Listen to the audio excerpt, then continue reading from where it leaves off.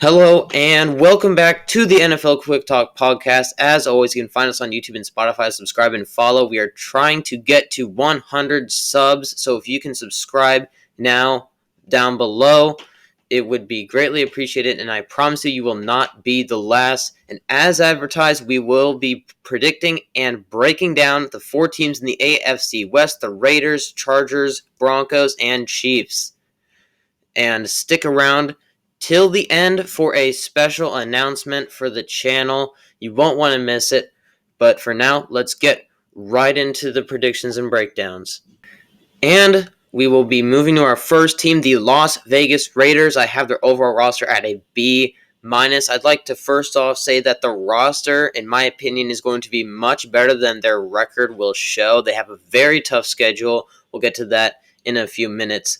But first off, Josh Jacobs is a top 3 running back, and he will be coming back to play for the Raiders, at least for this season. I detailed that in my latest news video. If you haven't seen that already, I recommend you go watch. And they have Davonte Smith. He is an elite wide receiver that is well documented, but the room after him is pretty thin. Hunter Renfrow is a great route runner, but he's getting up there in age and doesn't have really the same speed that he used to have. The offensive line does not have much depth, but I think it can hold its own in a tough division.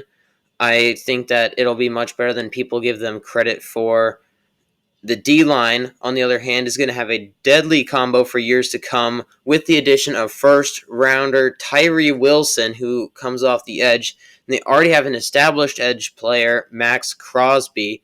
So I think that the edge rushers are going to play a part definitely. And the interior is also pretty darn good as well. The linebackers, though, are the weak point on this roster. They are incredibly weak. And their number one linebacker is Robert Spillane, who was a backup in Pittsburgh for 2 years. So I really think that if you can get to the second level and you're an opponent rushing, if you are an opponent and you're rushing, I think that if you can get to that second level, it'll be really easy past that. Moving on to the schedule for the Las Vegas Raiders. You open up week 1 at the Broncos. I think this is a loss.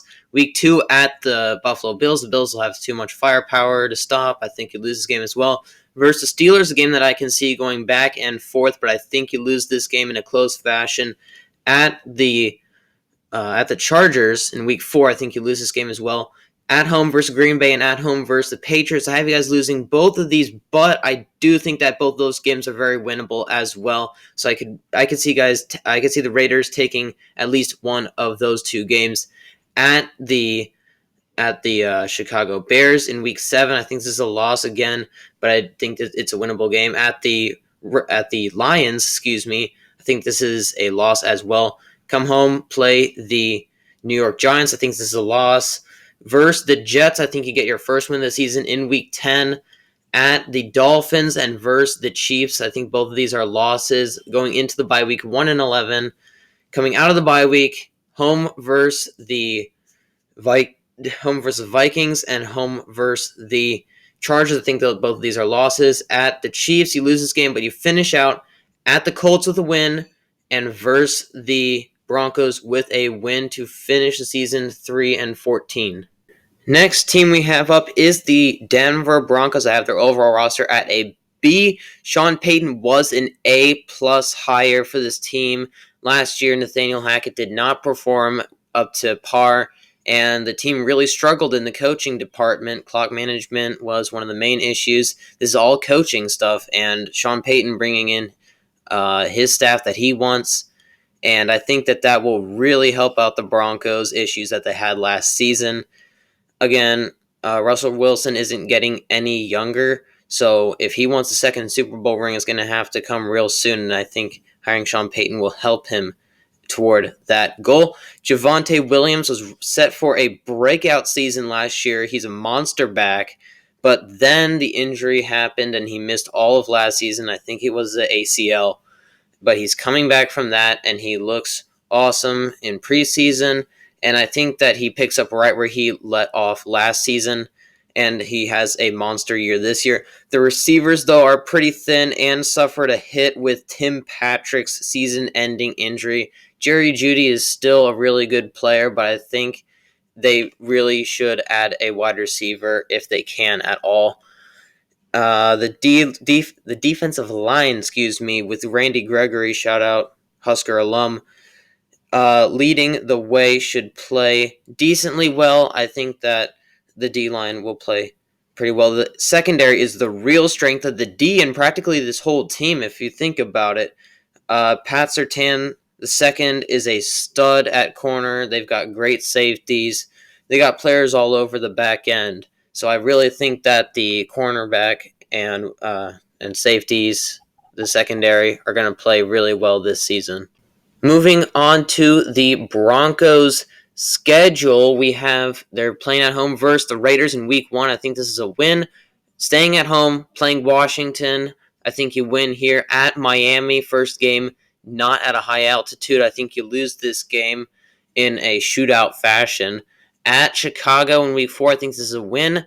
Versus the Giants in week 5, that's a loss. At Kansas City, it's going to be too much to handle in Arrowhead. I think that's going to be a loss. Versus Green Bay, I think that's a win.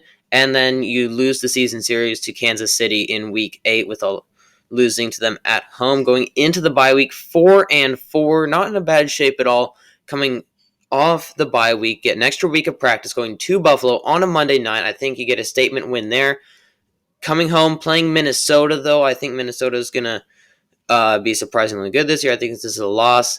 Versus Cleveland, I think this is a win, but this is a game that could go back and forth.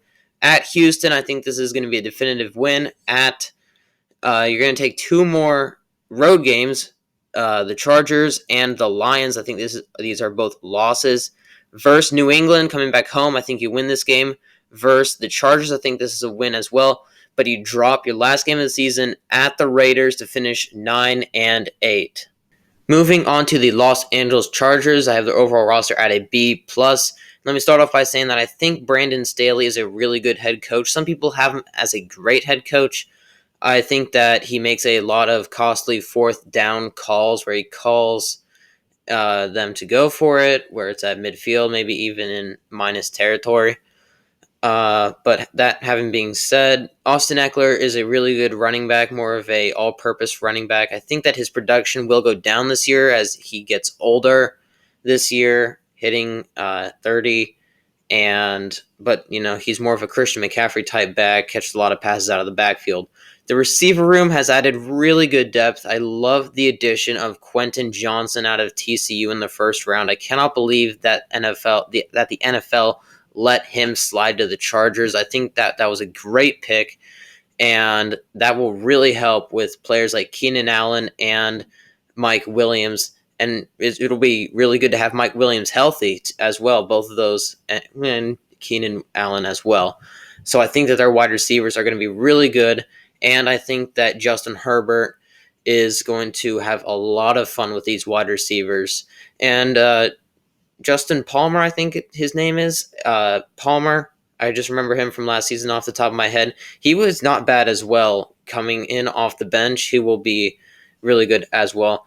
The defensive line headed by Khalil Mack coming off the edge is extremely well run, well coached. And the secondary led by Derwin James, who is a beast of a tackler. He tackles awesome.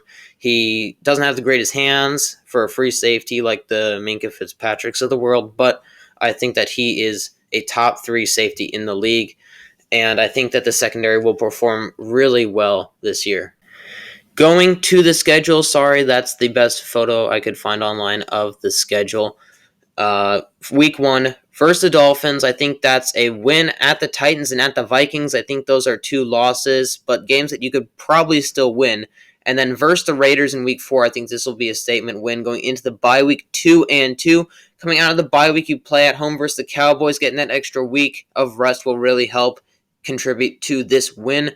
Week 7 at the Chiefs in Arrowhead. It's going to be a shootout, but I think this is going to be a loss. Versus the Bears in Week 8, I think this is a win. Monday Night Football at the Jets. I think this is a back-and-forth game. It'll be a very fun game to watch with Aaron Rodgers at the helm for the Jets, but I think this is a loss. Versus the Lions in Week 10 and at the Packers in Week 11, I think these are both wins. Versus the Ravens on Sunday night, I was really back and forth about this game. I really think that the Ravens have a fighter's chance in this game. I really think that this game will be very fun to watch, but I have the Chargers winning this game. At the Patriots, I think this is a loss. Versus the Broncos, I think that's a win. Then Thursday night at the Raiders, that's a win as well. Versus the Bills on Sunday night, this is a game that the Chargers could definitely lose, but I have them winning this game. At the Broncos in Week 17, I think this is a loss.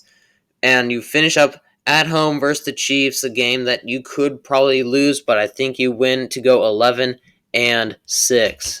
Moving on to the final team, we have the Kansas City Chiefs. No surprise, their overall roster is an A. They have the most complete roster in the NFL. Andy Reid is the best head coach in the league. They have the best quarterback in the league in Patrick Mahomes. Their running back room is very strong with 7th rounder Isaiah Pacheco. I don't know why he went in the 7th round. He's a great running back out of Rutgers University. The wide receivers are really good, headlined by players like Kadarius Toney. They don't even have to be that good. Patrick Mahomes is just going to get them the ball. The O-line has studs everywhere, including the center, Creed Humphrey. I remember 2 or 3 years ago when he was taken in the 2nd round, at the end of the 2nd round, really a 3rd rounder, and saying to myself, this guy's a stud. Why did people let him fall to that place? And so far, he has lived up to what I thought about him earlier, and he is a top 3 center, if not the best center in the league. The D as a whole is really, really good, but like I detailed in a previous news video, the holdout is real with Chris Jones. He's been holding out since training camp, basically, because he can't get a new contract, and this has really started to escalate now because their season starts this upcoming Thursday, and he's still not on the team, and he's still not practicing because he doesn't have a new contract. So if he doesn't play, I think the defense takes a hit, a very big hit, because he's one of the best players in the league at the defense. Well, in the defense. But I made this analogy before. Can't remember if I did it here or not. I think I did it to one of my friends. But the Chiefs could trot out a middle-of-the-pack college defense. They could trot out, I hate to pick on schools here, but they could trot out NC State's defense, just to name a team. I honestly don't know about their defense. Sorry, NC State fans, if their defense is really good. But they could try out NC State's defense, and this team would still win double-digit games in a 17-game season because their offense is just that good. Overall, one of the most complete rosters in the NFL. Moving on to the Kansas City Chiefs schedule, you open up this Thursday versus Detroit. I think Detroit's going to shock a lot of people, and the Chiefs will lose this game.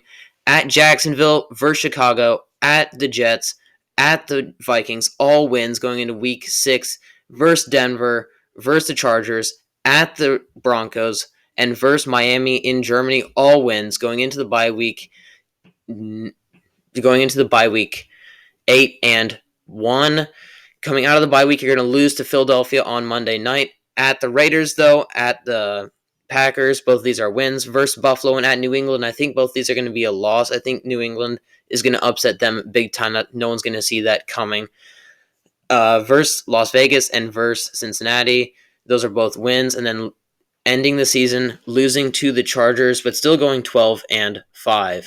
So there you have it. The AFC West, the Raiders at 3-14, B- roster. Broncos 9-8, B roster. Chargers 11-6, B+ roster. Chiefs 12-5, A roster. Taking the division. Thank you guys so much for watching. And the special announcement is that I have created a Patreon page for the NFL Quick Talk channel and community. You join for $1 a month. It's super cheap. You'll get access to the Discord channel, special videos that I'll put out, special posts, special opinions. And I think that we're going to have a great time. It's going to be awesome over there on the Patreon page. So make sure you check that out. Be one of the first 100 subscribers. Subscribe to the YouTube channel. And I will catch y'all on the flip side.